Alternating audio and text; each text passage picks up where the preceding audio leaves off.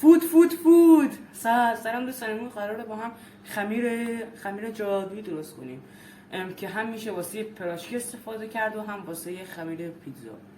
خب حالا مواد لازم واسه درست کردن این خمیر: 3 لیوان آرد علف شده، نصف قاشق غذاخوری شکر هم داریم، نصف قاشق سوپخوری نمک، و بعدش هم 1 لیوان شیر ولر که بعدش توش 1 قاشق خمیر مایع میذاریم و 1 قاشق غذاخوری شکر. خب بعد با 2 تا تخم مرغ هم داریم و 75 گرم کره. خب بزن بریم درست.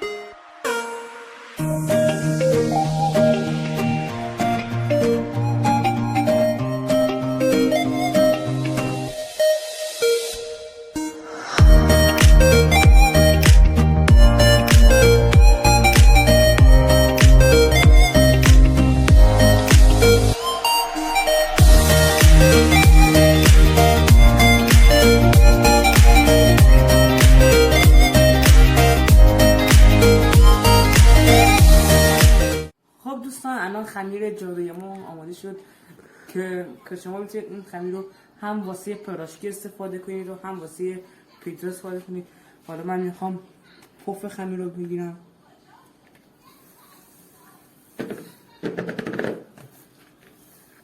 همینطور که میبینید کاملا این پف کرده و من خمیر رو که درست کردم 2 ساعت گذاشتم توی یه جای دربسته که کم هوا گرم باشه، بعد روش یه پارچه بتونیم که دقیقاً پف کنیم. الان این هم خمیر ماست. خب دوستان الان واسه حمایت از من لطفاً کانال رو سابسکرایب کنید و ویدیومو لایک کنید و زنگوله جفتیش هم بزنید که هر وقت من ویدیو گذاشتم از ویدیوی بعدی من مطلع شوید.